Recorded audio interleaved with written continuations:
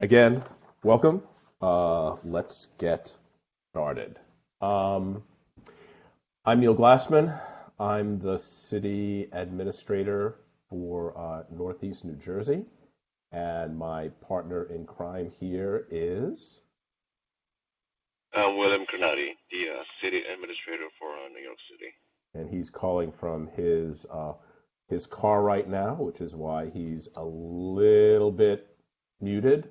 Um, and we did this with some assistance. Abby, I think you're with us. Do you want to introduce yourself?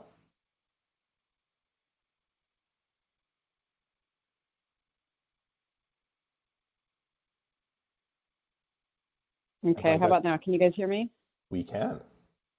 Okay, yes, I am here. I'm actually the Virginia State Membership Coordinator.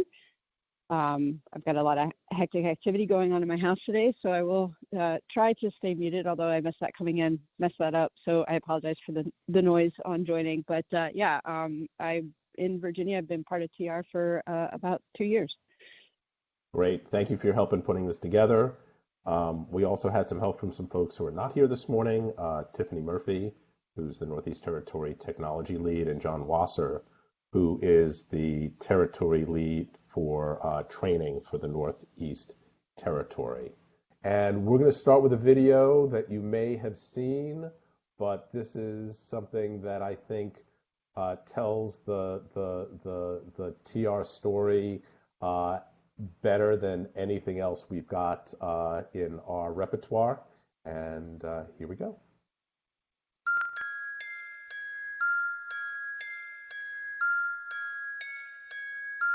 I want to tell you a story.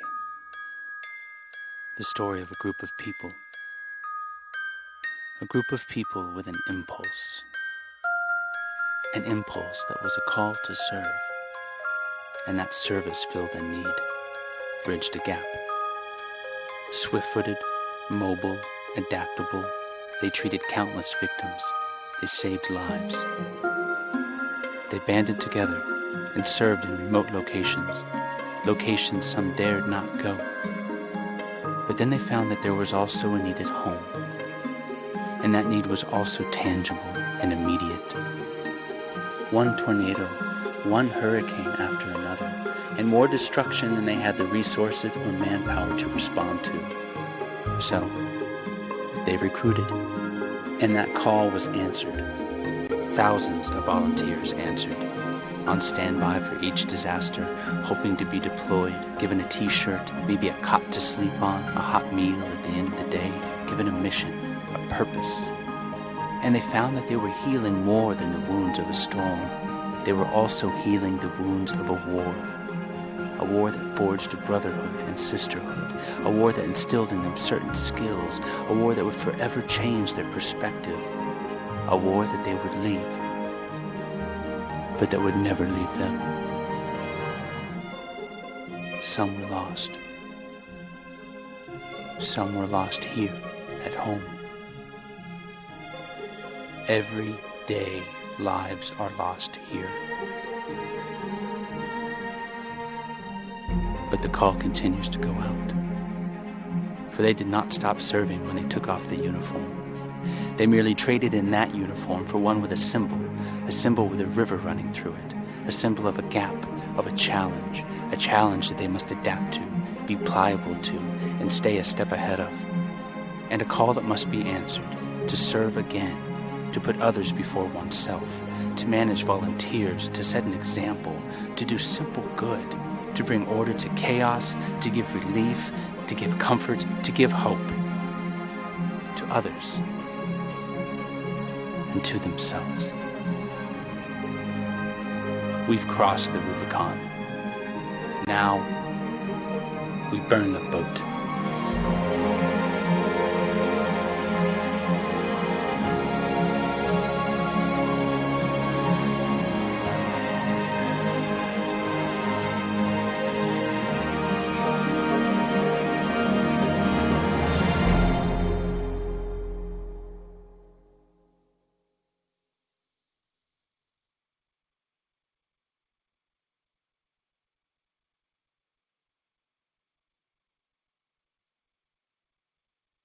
That's a pretty impactful presentation.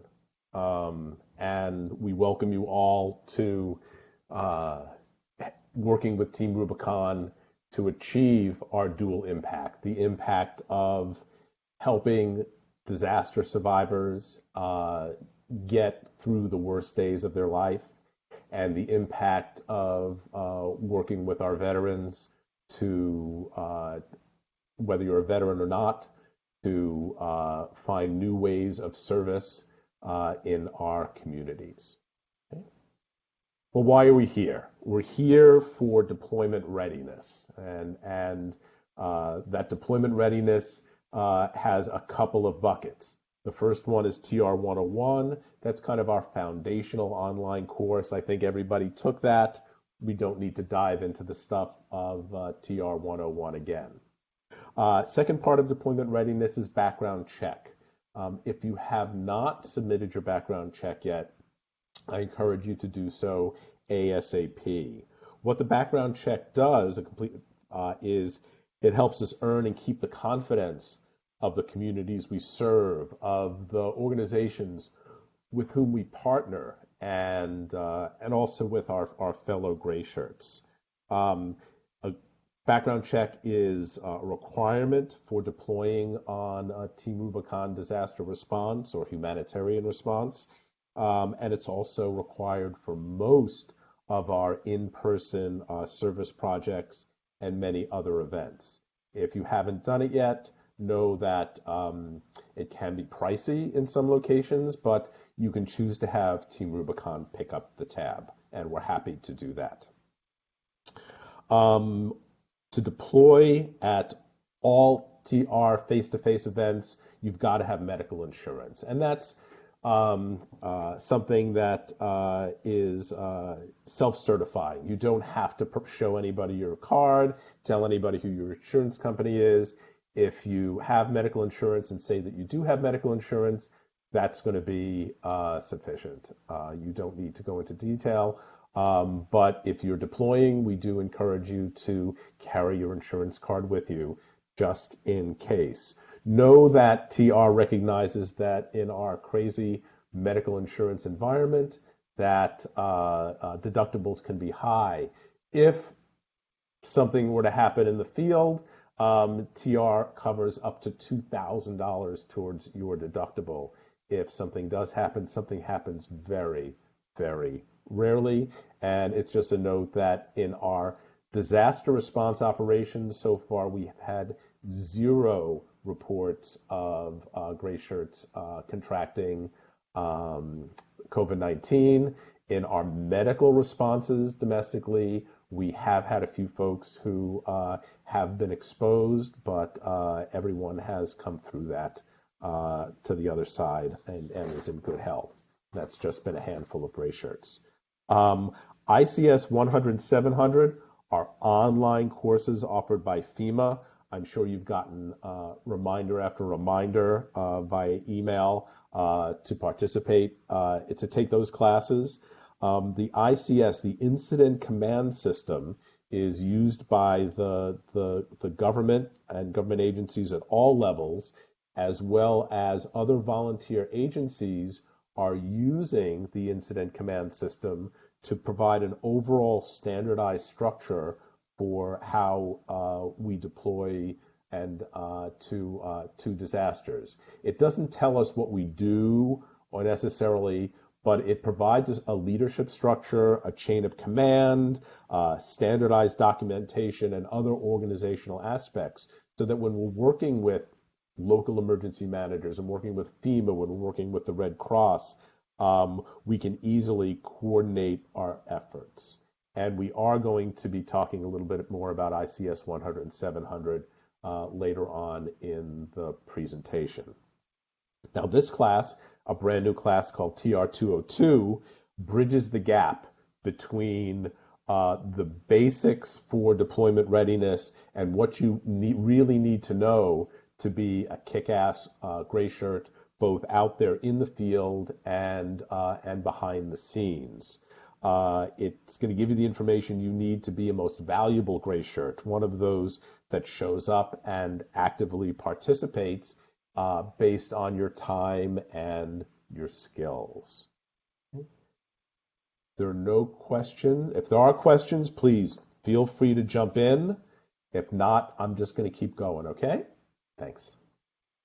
So what's our agenda for today? And then we're finally going to get down to the meat of it. We're going to introduce you to Team Rubicon, to our culture, to our history, to our organizational structure, to how we use the incident command system that I had mentioned before, how we classify disasters and give you a few examples of disasters to which we've responded, and how we make the decision whether or not to respond, and whether or not to, how many gray shirts to deploy and what resources, etc.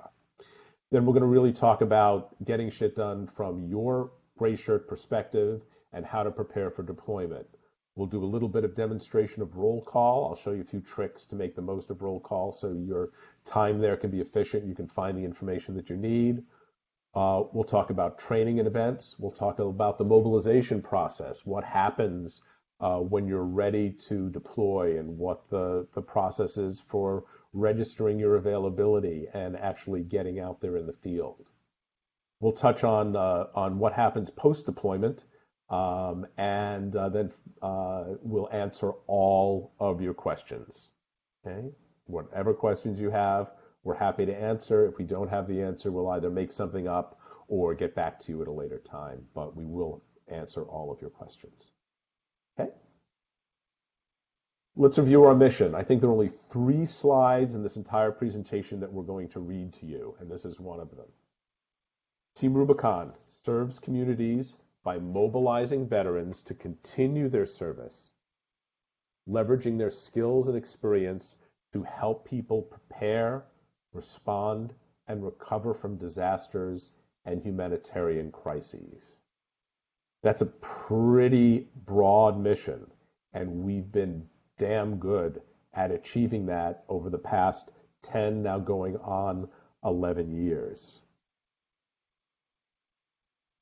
Culture is really important to Team Rubicon. Culture is what guides us to make decisions when there aren't any orders or instructions. For most of what we do, there is no instruction manual that says this is what to do and this is how you do it.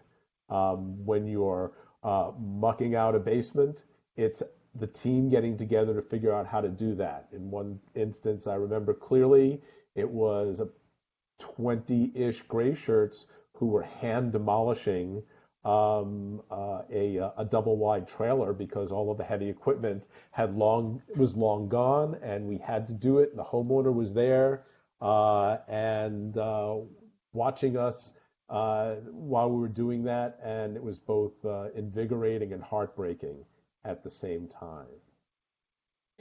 Culture is the intersection of what we believe and what we do, and it is infused in every element of our organization.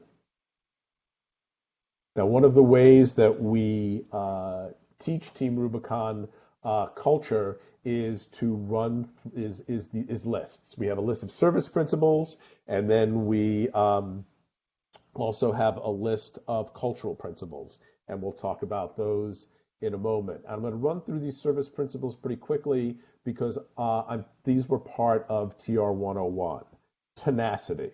We're built on grit, determination, strength of purpose. We don't give up easily. Impartiality. We make no restrictions based on ethnic origin, nationality, political allegiance, military background, religion, gender, or sexuality, whether it's for our gray shirt members or for those we serve in the field. We deliver aid based on need, not on who somebody is. Accountability. If we make a promise, we do our best to keep it. We maintain fiscal accountability and transparency, so everybody knows where our donor dollars go and how it gets used to address the needs of our communities. We're collaborative. We work together with each other, and we work with local government agencies, national government agencies, and with our fellow gray shirts. We're innovative. Yeah, we respect the status quo. We have respect for it, but that doesn't mean we can't find ways to make things, do things better and doing things more innovative. We don't let the notion of this is how we have always done this in the past get in our way. Questions or comments on the service principles? Cultural principles are something that actually was kind of surprised I didn't see in TR101, because this is something you're going to see in here all of the time, running through them. Mission first, gray shirts always. Our mission, our service to our communities, to mitigate disasters, to respond to disasters, and respond to humanitarian crises always comes first. But the other side of that is our commitment to each other as gray shirts. That everything gray shirts do, in addition to fulfilling our mission, needs to be an awesome gray shirt experience. So we want our gray shirts to get as much, if not more, out of everything they do as they put into the effort to fulfill our mission. Step into the arena. You're all there today. You're all here today. We really appreciate that. You've recently joined Team Rubicon in one of the most confusing times in TR's history to be a gray shirt. You're committed. We appreciate that. We prefer gray shirts who are not standing on the sideline waiting for someone to tell them what to do, but are looking for the next thing to do, find it, and then do it. And speaking of what you're doing, everyone has a role. Know it. And that has there's two sides to that coin. One side is that everyone has skills, talents, experience that they can apply out there in the field, and we want to create every opportunity for you to be able to do that. But also, not everyone is going to be able to use the skills that they were hoping to put in on an operation. Let's say you've gone through the Sawyer training program and you're going to an operation. Well, you may not have the opportunity to be a Sawyer every operational period during that operation or any operation. Team Rubicon's roles to me are always horizontal, not vertical. Everyone from the incident commander, the person who is responsible overall for the operation, all the way to the mucker outers and the swampers. The swampers are the people who clean up the tree debris after the sawyers have cut it down. Everybody has a role. It's not a vertical hierarchy. It's horizontal. It's everybody has a different task, and everybody does it to the best of their ability in a collaborative way. We get shit done. We don't. We see difficulties and we gravitate towards them, not away from them. Getting shit done is our attitude, and we do it. Change your socks. Committing to be to disaster response and working in our communities in other ways can be exhausting, and we encourage folks to be aware that there's going to be a time when you're going to need a little bit of a break. Whether it's on a disaster and you need an extra 15 minutes more than everyone else has taken to recharge your batteries while you're mucking out a house, or you've been going full tilt. For example, I know some folks who are doing their third deployment to Louisiana starting today, but when they get back, I think they're going to need a little bit of a break from Team Rubicon to change their socks, recharge their batteries. Adults only. We treat everyone like adults, and we expect everyone to behave like adults. People are responsible for their own actions. So, for example, you're not going to be monitored if you go someplace and your state on a deployment during COVID, and your state requirements say that you have to be in quarantine for 2 weeks afterwards. We're going to trust that you're going to do that quarantining. We're going to trust you when the beer flag goes up at the end of the day, and Team Rubicon buys you two beers. That you know that you can handle two beers that day. And you're going to behave appropriately after that. That you're going to follow our 8-hour bottle to throttle rule, so that if the wake up calls at 6 a.m., you won't drink anything after 10 p.m. You're an adult. The expectation is that you'll behave as an adult and that you'll treat others as adults. The last one is your mother's a donor. Your mother's a donor is suggests that while your mother may not actually be giving money, every dollar that Team Rubicon gets as a donation is important to everyone.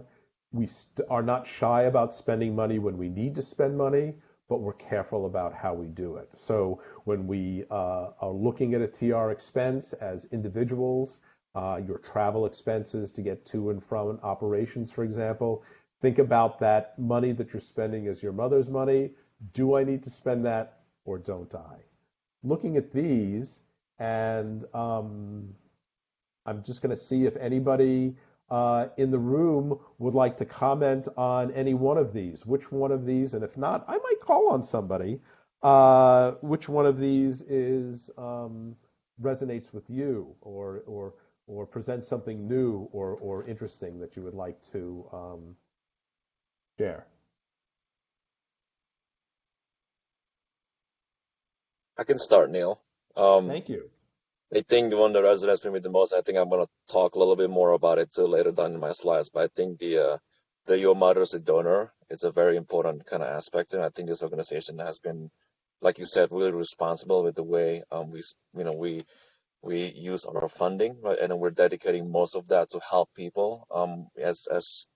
As you may, I think, we call it, we're not top heavy, right? We're bottom heavy. We're investing a lot into our gray shirts. I think I'm really proud of that. And I think that one resonates with me the most.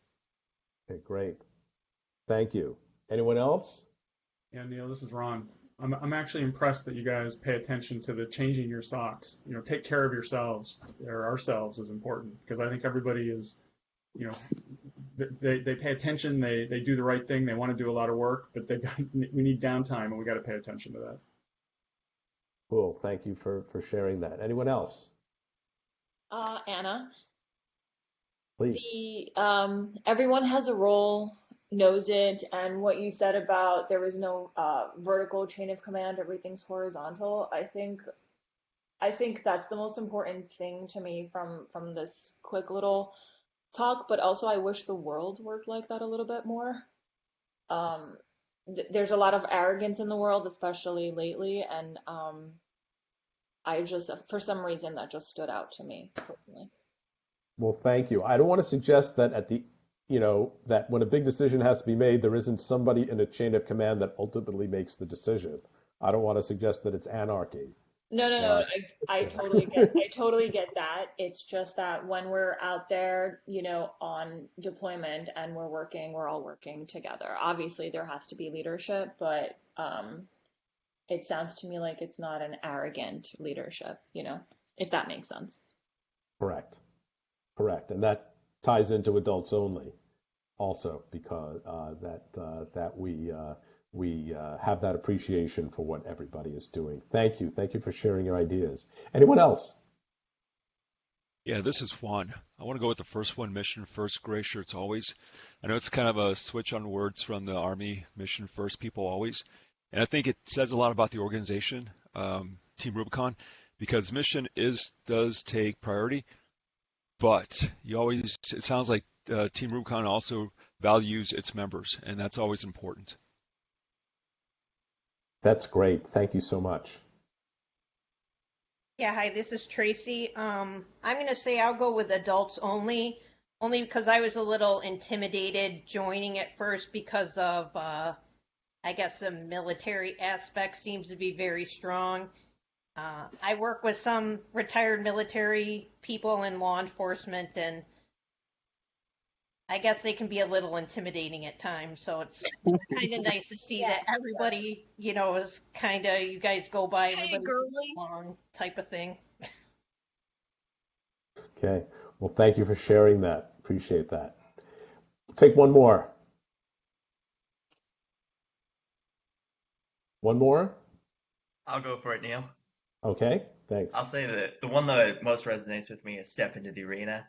It just instantly reminds me of one of my favorite speeches from Teddy Roosevelt, Citizenship in a Republic, where he specifically talks about it's not the critic who counts, or the man who points out how the strong man stumbles. Credit belongs to the man who's in the arena, whose face is marred by dust and sweat and blood. And I mean, I could go on with it, but we're in an imperfect situation. The fact that we're stepping into the role and just doing what we can and not playing the coulda, woulda, shoulda game with ourselves and actively assuming responsibility for something and helping people in the worst day of their lives. Well, thank you so much. If you go to Team Rubicon headquarters in Los Angeles, you will see a wall-sized version of the man in the arena.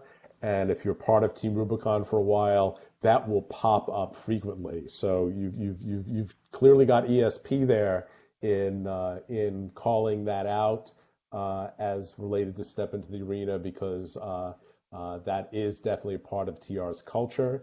On this list of cultural principles, there is the potential for hours and hours of discussion, and I appreciate everyone sharing their perspective just now. I'm going to mute for a few slides here and let William take over. Thank you, Neil. Yeah, we're gonna move. We're gonna miss Neil's soothing voice here, and then we'll get to a couple of facts and history lessons and characteristic of TR with me here for a couple of slides. So essentially, right, we're looking at the essentially the heart and soul of what we do, like what Team Rubicon does, right? Is the dual impact on the human side of things.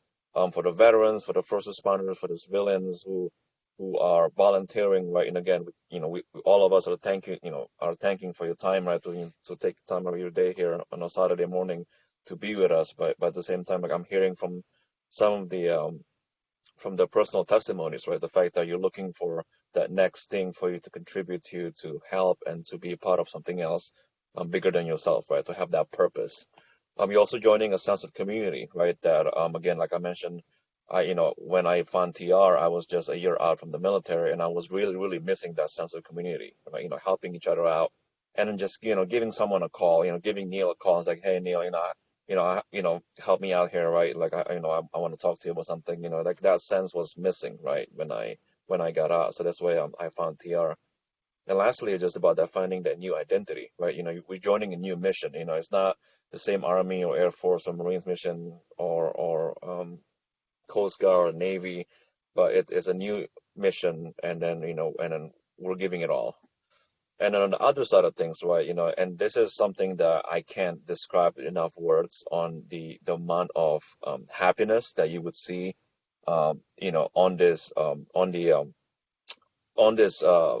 homeowner's face when they just, like someone said, they just went through the worst day of their lives, and then there's just this group of volunteers would just come up and say, hey, give us, let us help you, and then we're doing everything for free. Just relax, and then we'll do it professionally, because some of us are trained at this, and then when they see that, their house get mucked out so clean that they don't need to call any other contractors, because then they can just save that money, right? It's an amazing feeling. I definitely am looking forward to each one of you kind of seeing that, experiencing that as well.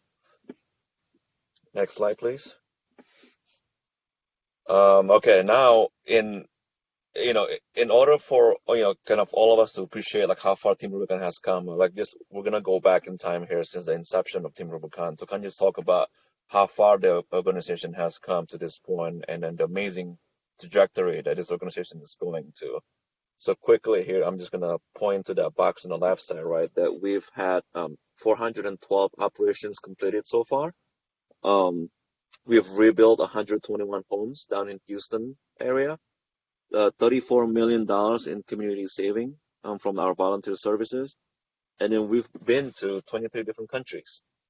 So, like the video mentioned earlier, Team Rubicon started back in 2010 when when the earthquake in Haiti happened, and then Jake just kind of grabbed a couple of supplies, funds, and then he went down there with Neil. I'm gonna get it wrong. So I think seven other people, seven additional personnel, to just respond to the earthquake in Haiti there.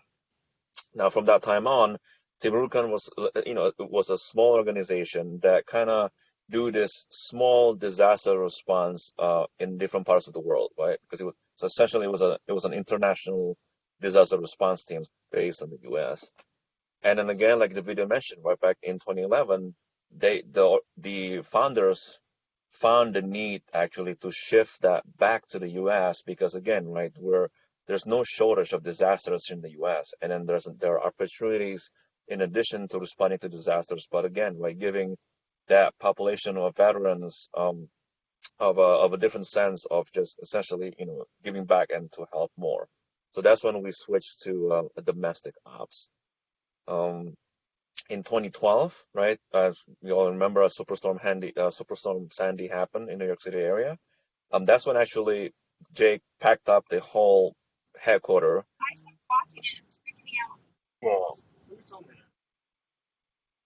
So, okay. Jake packed up the whole headquarters out of LA and then flew everybody to New York City to just help, right? They just want to help somewhere. And that's when the organization gained the national relevance in the country. Like, oh, these guys are, they're legit. They're professional. They just want to help, and I only watched just the trailer, and then I realized it is. All right. We just need someone to look and. All right. So anyway, so then that's when they kind of gained that national relevance, and because people realize that Team Rubicon has capabilities, right? 2013, like Neil mentioned, that's when Team Rubicon started implementing the incident command structure. So the ICS structure was implemented by FEMA, right, in response to 9/11 because there was a need, like you mentioned earlier, there's a need for collaborations between all the agencies, whether it is federal, state, city level, county level, and for all of us to speak the same language. And then TR realized the fact that, hey, if we're going down this road of deploying to different disaster response all over the country, we need to be able to talk the same language as they do, right? And that's why we implement ICS. 2014, again, as the organizations continue to grow, we realized the fact that, hey, now that we have all these gray shirts, let's start training them, right? Let's start going through, let's start have them going through classes, chainsaw classes, how to become a trainer, how to, safely mark out a house, right? So again, let's create bench strengths because again, disaster will keep happening, and we just need and change those. People need to change socks, so we need to keep building our bench strength and provide the training opportunities for our gray shirts. 2015 was the first big shift in our organization. That's when we began to decentralize our response to operations. Essentially, back in the day, where because as you can imagine, right, everything is like a hierarchical structure, so basically everything reports up. So if there is a disaster happen in the New York City area, then I would then have to submit, the paperwork up, right, and then it has to keep making its way up to our headquarters. And then we realized the fact that would actually slows down our response time. So what if, right, we give the approval level for an operation down at the time it was the region level, and then that way an operation can get approved quicker, we can respond quicker, and we can help more people, quicker, and then and create a bigger impact. So that's what happened in 2015.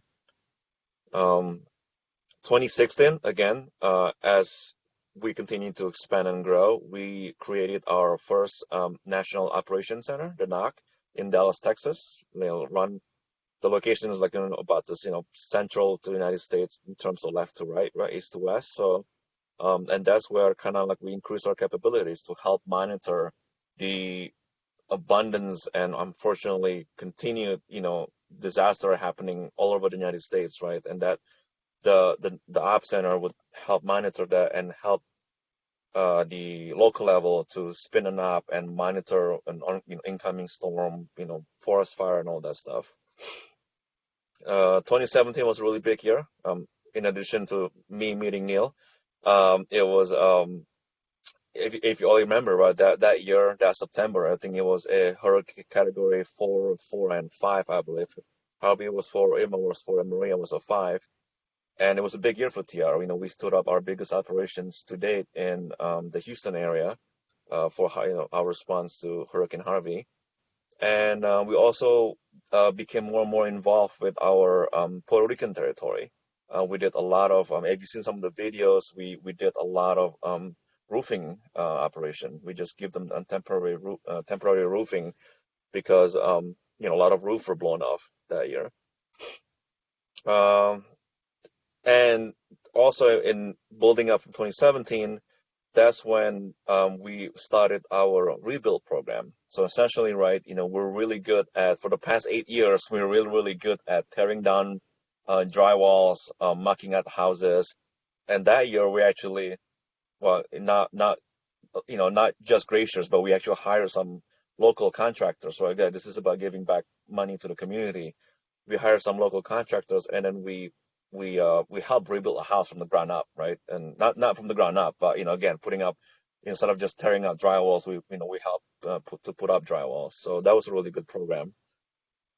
2019 is our response to the biggest one was the Hurricane Dorian response. It was essentially we responded to the Bahamas, and because the local infrastructure was pretty bad, and again, like Neil mentioned, this is just us missing the physical class here. I would ask him to show a picture. Essentially, there's this picture out there, and I believe it's Facebook somewhere, that Team Rubicon literally like charter a barge ship and just load trucks and excavators and heavy equipment into that barge, and then ship it down to the Bahamas so that way we can respond. Right? So that was an amazing thing that the organization did back in 2019.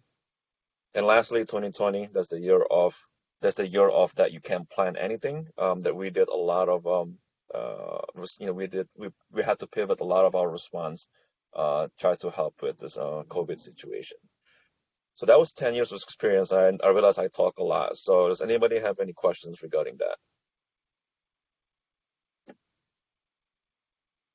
All right, next slide, please.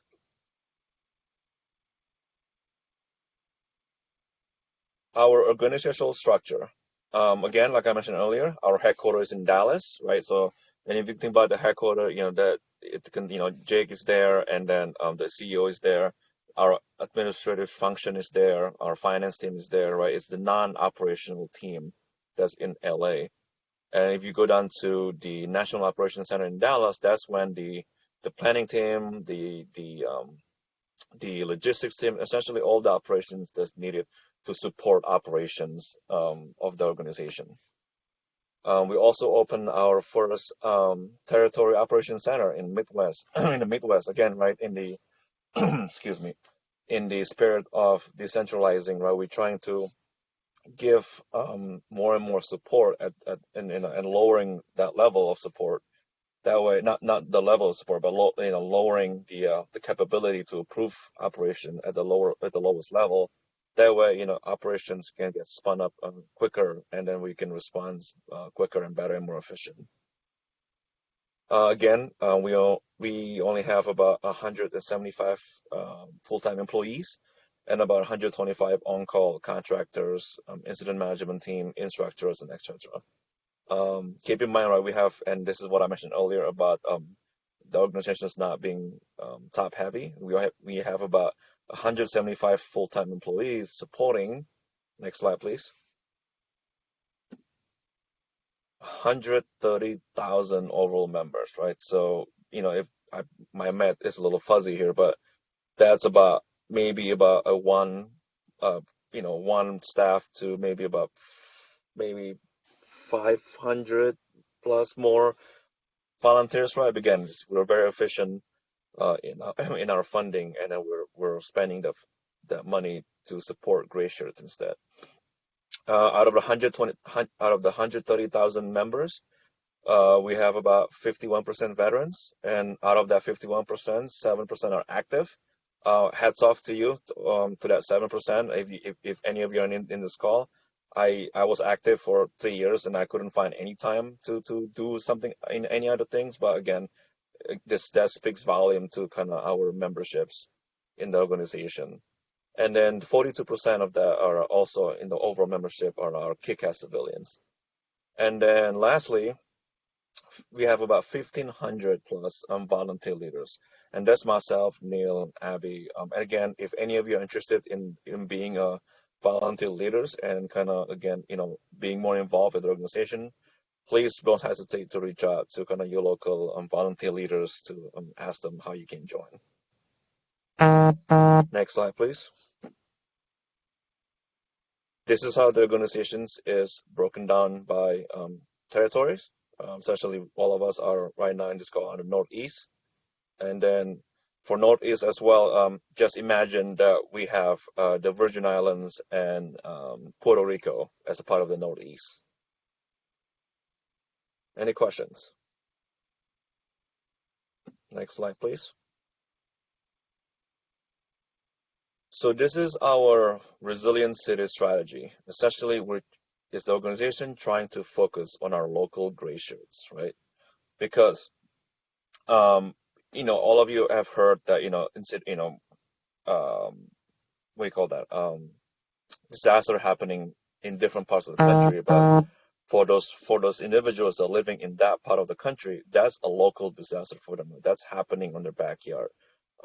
And they're essentially the tip of the spear, right? They're the first one there to respond for any disaster that might impact our area.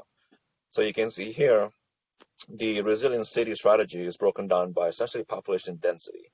So the picture of the right here, I believe that's Maine, if my geography lesson is good. That's Maine, and that contains about the same amount of population as in those areas on the left side. That's in New Jersey, right? The population's density, I think this is at a million member, I mean a million what do you call that? Civilian count. So a million. That line represents a million population count. And essentially, we're trying to focus on these areas because we want to reach out to the population and reach to our gray shirts in the population and say, hey, let's get you trained up, so that way, if there is a disaster that's local to you, you'll be the first one. You'll be the first one to respond, and we want you to be trained up. And also, we need to go in there and create a local leadership, right? Again, Neil is in Jersey City, I'm in New York City.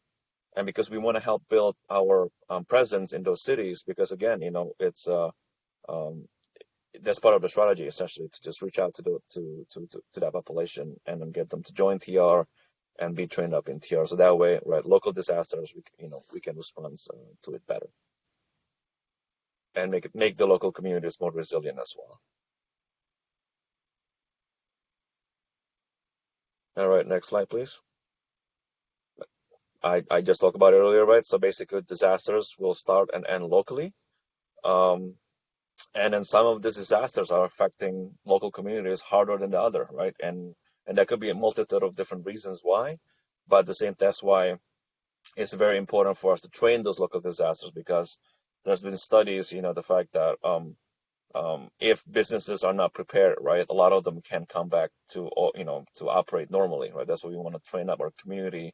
That way, we can avoid that we can shorten the impact, the timeline of the impact. And we're trying to, that's why also we decentralize our decision making in TR, because again, right, it increases our monitoring capability. It creates a more efficient planning, and then we can execute the plan quicker. Next slide, please. All right, now we're talking about revenue and fiscal transparency. Our sources are individual donors, business corporations, and a nonprofit and foundation and trust. We do not take government funding, right? So we have no political affiliation. We support anyone that's affected by disaster, regardless of their skin color, party line, social economic status. We don't care about any of that. We just, the organization is just going to help people. And again, 80% of our revenue goes to operation, and you can see here some of the stickers that have been given to our organization, right? The fact that we are really efficient with our money, and we commit most of that money to operations and not to staff. Next slide, please. I'm going pretty fast, so please, someone stop me if anyone has any questions. I don't have a question. I just want to express my thoughts. I think as far as TR goes, the infrastructure is well organized, and it's being new to it. Like I said, once again, I'm truly impressed by its capabilities. Thank you. And I think that's right. I think that's where we're really proud to kind of represent the organization. And then again, I think, and then again, right, continue just, we're doing our work and helping more and more people. So absolutely, yes, I agree with you on that. So now we're going to talk about a little bit about what does TR do? What are our capabilities?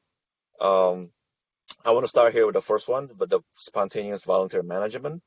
As some of you mentioned, also Neil mentioned the fact that because TR asks our volunteers to take ICS 100 and 700, it is not mandatory now. But however, I think Neil, I think you would agree with me here. Like, we would highly encourage you to take it, because it gives us the additional capability and it sets us apart from other volunteers, right? Because we take those ICS 100 and 700 courses, other organizations actually recognize a gray shirt as someone who will be able to manage volunteers, spontaneous volunteer.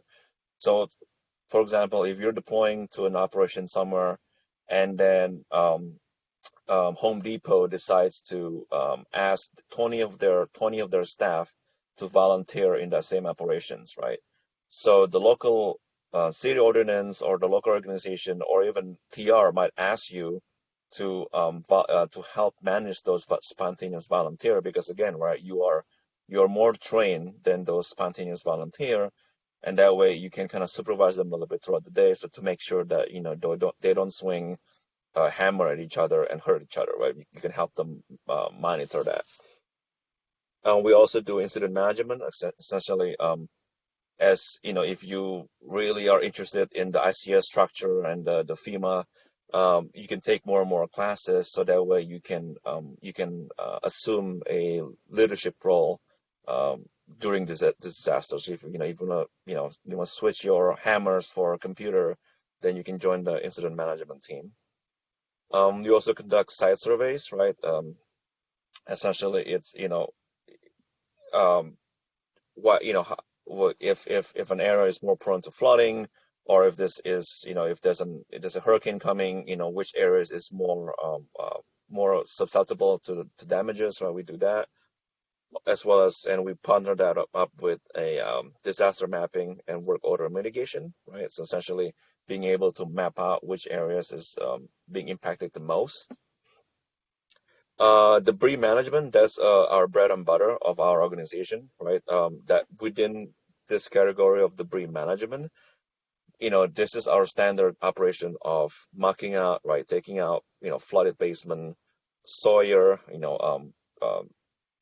chainsaw, heavy equipment operation, roof tarping, and then sealing homes against further damages, right? That's kind of like our bread and butter. So like most of this response, if you go to an area, we had flooded homes, most of the time we're going to do debris management, right? We're going to help tear down the drywalls and clean up the house. That way the owner can then start their rebuild process. We also do hazard mitigation, and that's one of two ways. Essentially, the first one is the hazard mitigation. Essentially, you just saying hi to your local emergency manager to say, hi, we're TR. This is what we can do. If you need any help, give us a call, right? Essentially, we have this saying of, always exchange our business card before a disaster, not during. We also do an actual kind of on the ground hazard mitigation as a, and I'm going to use a example from if any of you have experience with the forest fire, right? In order to save, for example, a whole forest, you would actually burn off, a line outside of that forest. That way, the fire can't jump, right? So that's a mitigation work, right? You do something to lower the impact of the area by a disaster. We do expedient home repair. That's similar to what we did kind of in Puerto Rico, for example, right? We know that a lot of people lost their roofs, so that way we help them quickly put roofs back up, so that way in case of future rain, they're well protected. And lastly, for the last two, TR just recently, and I mean recently, this seems still recently, but I think last year or 2 years ago, they got certified by the WHO to send a medical team abroad to help with communities with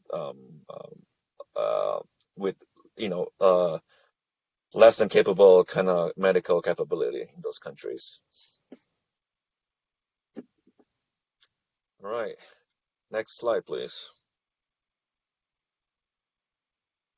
So why do we learn ICS? Why do we ask our volunteers to learn ICS? So again, like we talked about earlier, in order for TR to integrate better with these local communities and other organizations and other nonprofits, right? It's important for us to all speak the same language. And the same language is essentially the incident command system, right? If I'm talking about where is the operations section chief, whether it is you work for FEMA or the state or the city or a nonprofit, you know what is an operations section chief. And an ICS structure is also it's scalable, right? It's like Neil mentioned earlier, right? It doesn't really tell us what to do, but it tells us how to do it, right? It gives us a nice summary and say, okay, if the incident is expanding, this is what you can do to it to make you to help you respond to it. Right, all the different agencies will have the same structure.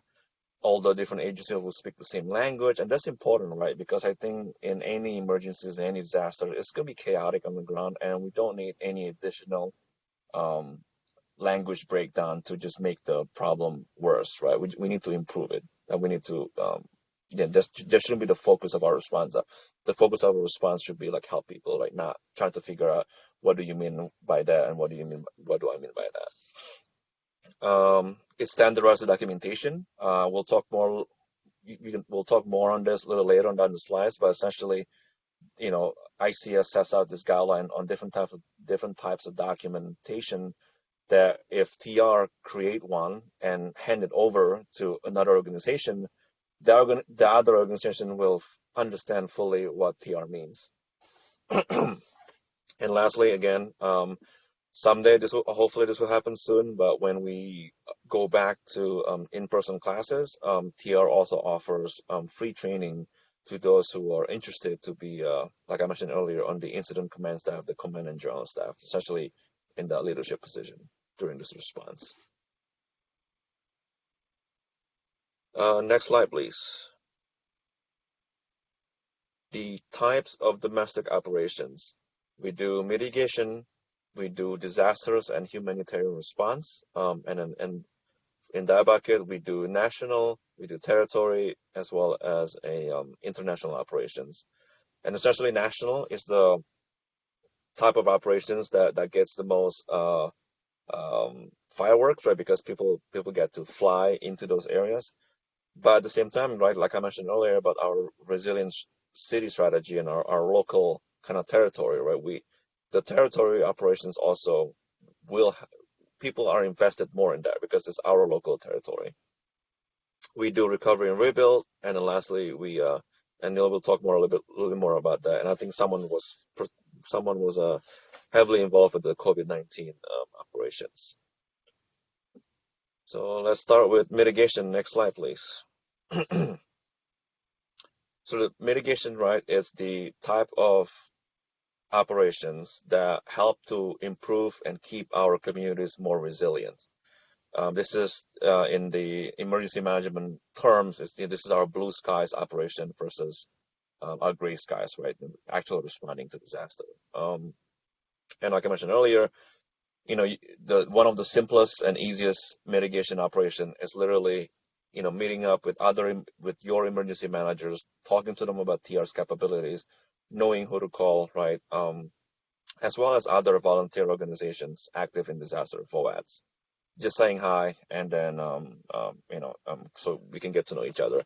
That way, when the gray sky happen, when we need to talk to each other, we know exactly who to call, and then the introduction is already been done prior. We also do service projects, Sawyer events, and sound alarm. Essentially, any other projects that you can think of that will help a community or a household to become more resilient before an emergency. Next slide, please. So this is a summary of all of our operations back in 2019. Now, I don't know if all of you remember, but I did mention the fact that we've done about 420-ish operations in that history slide. And then you're seeing here the fact that we've done a quarter of that in 2019 alone, right? That to show you how busy we were back in 2019. We generated 262,296 volunteer service hours. We gave back $8.5 million in community saving. We'll talk more about what that number means, as well as deploying over 4,700 gray shirts. So 2019 was definitely a busy year. Next slide, please. Now our media team used to generate this cool graphics based on operations, and you can see kind of the breakdown of a typical operation. Also, I've taught this class with Neil for the past 3 years, and I very, very selfishly forced him to keep this slide in because this was actually my first operation back in 2015. I remember that I joined in 2015. 3 weeks later after I joining, I was in this operation. That's why I'm gonna keep force Neil to always keep the slide because I have a sentimental value to me. You can quickly see here from the snapshot of the operation, right? We had 193 volunteers going down to the operation in Texas, in Wimberley, Texas, for about a month from May 28 to June 28. Out of those 193, you can see the breakdown. Go Army, Marines, Navy, Air Force, even Coast Guard were there too. Out of those 193 volunteers, they came from 41 different states. And again, right, this is going back to what I mentioned earlier about the national operations, right? You can fly, and TR would pay for your flight. And going back to your mother as a donor, right? Do not miss that. Again, I think we'll talk more about it later, but do not miss that flight, right? They will fly you to an operation so you can volunteer, you can participate in this disasters in different parts of the country. Out of the so quickly here, and also talk about there's the obvious in the middle. One of the fun facts about TR operations, right? For this operations, 4 person decided to get tattoos. So good for them. That's awesome. So we generated 268 damage assessment for the operation. And out of that 268, we completed 149 work orders. Now, some of you might say, okay, so what happened to the remaining 120 damage assessments? Well, because we couldn't get to them fast enough. When TR leaves a operation, that would actually, again, right, going back to the ICS and the same documents, they would hand off those sets of documents to another organization or back to the city. That way they can continue working on those damage assessments after TR leaves. So we don't just leave the homeowners high and dry and just kind of like forget about them. Right? We actually hand over those documents to make sure that they're very well taken care of after TR leaves. In that 1 month, we generated 14,916 volunteer hours. And out of those two, and we'll calculate the amount of money that we would save the community based on guidelines from FEMA, and we saved the community $410,000 and 771 cents. I keep saying this wrong. $410,771. And we'll talk more about what this number means when Neil talks about his operations a couple of slides down. Next slide, please.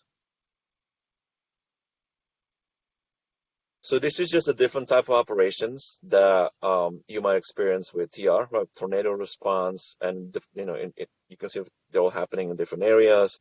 Wildfire response, flooding response, and again, you might see in the news, you might see in our newsletter, right? All of these national operations are the ones that with the fireworks and the spotlight on them.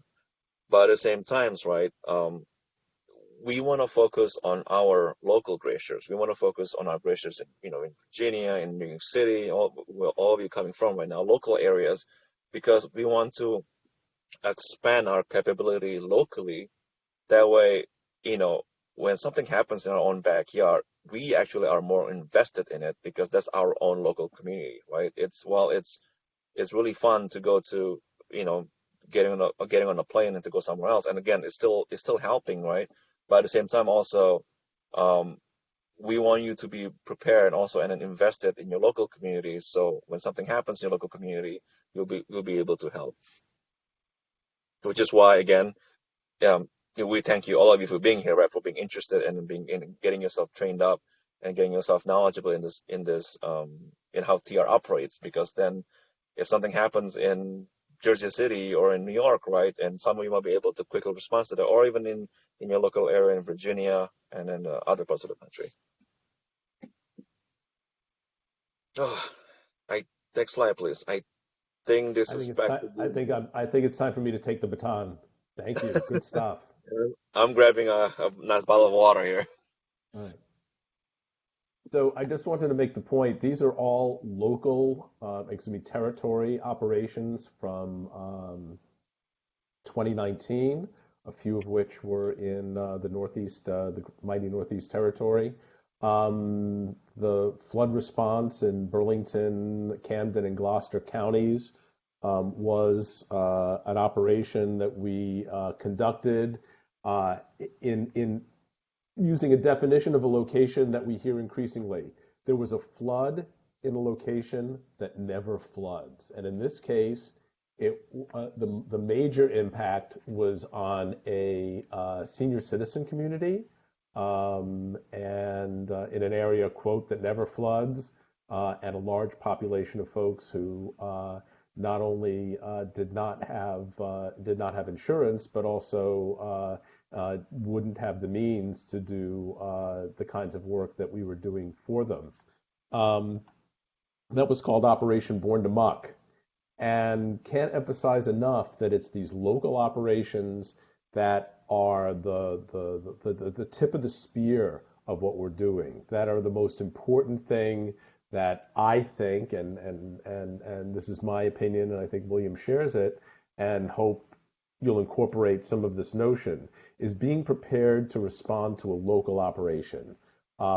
Yes, the big national operations are important, but these are ones where you can potentially drive in the morning and out and sleep in your own bed at night if you're close enough, or go and bill it for a weekend or bill it for just a couple of days, and serving a nearby community.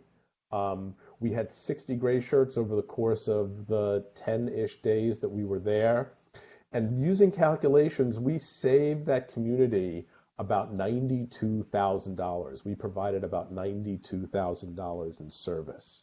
Now, a lot of the increasing number of disasters are not declared disasters by the federal government, are not declared disasters by the state, which makes our contribution of time and sweat and virtual dollars important. Now, if this was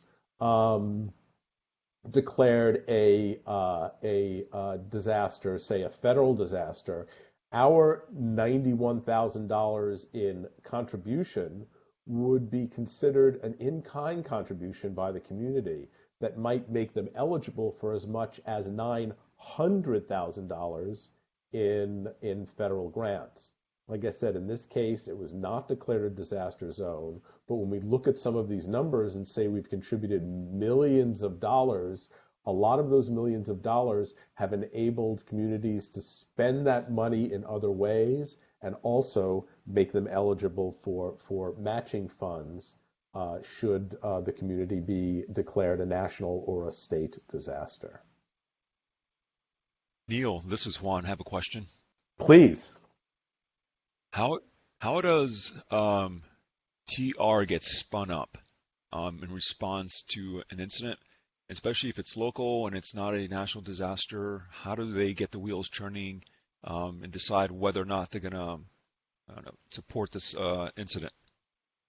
Okay, let me take a quick tangent. First of all, everybody who's here today is going to get what I call the Linkorama, and it's going to be a set of links that talk about a number of things that we've talked about. There'll be a link to a video and to the deck and to other things that are related to the presentation.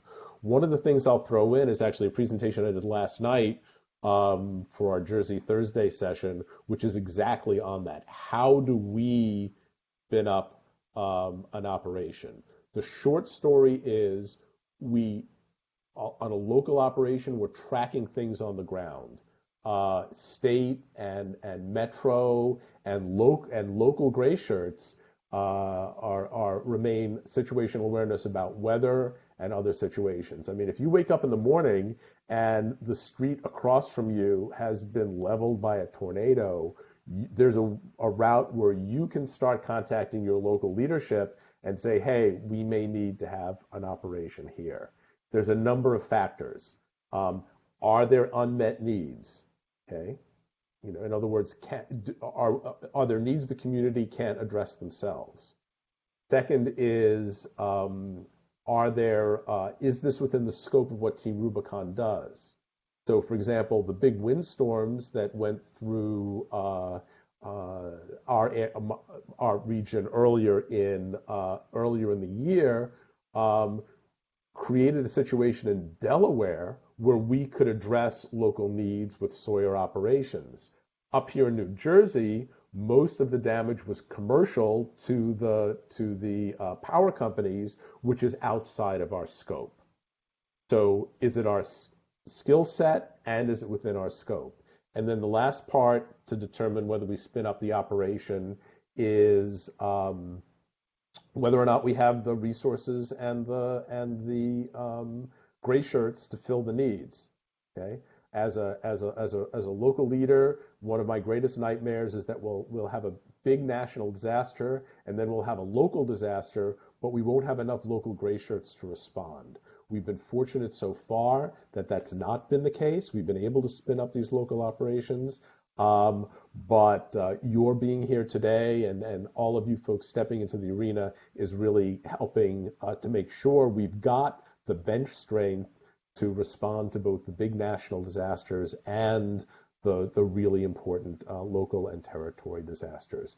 But I'll send some more resources to you in the Linkorama on that to answer that question a little more in depth. Okay? Thank you. Oh, no, my pleasure. Anyone else have questions, jump in. We've just got a couple more slides and we're going to take a 10-minute break, okay? Because we don't want anybody's bladders to bust here. All right, let's look at 2020, which has been a very unusual year for Team Rubicon in that we, because of the precautions we need to take for to prevent the spread of the pandemic, and also for the things we've done to actually address the pandemic. So the numbers we're looking at before, where we're looking at 400-ish operations, with about 100 of them last year in our core capabilities. This year we've only had so far about 41 core capabilities. That's muckouts, that's Sawyers, that's volunteer management, etc. Those core capabilities operations, we've only had 41 as of the 1st of November. So that's definitely a little bit of a slower pace than what we've had before, but it still means that pandemic or no pandemic, we've been able to respond. In our Houston rebuild, which is winding down, we've completed about 100 homes. I think the last 3 homes are targeted to be completed this year before that winds down completely. But also demonstrating our tenacity, demonstrating our innovation, we've had 368 and counting COVID-19 operations, and those operations have been of a number of different varieties.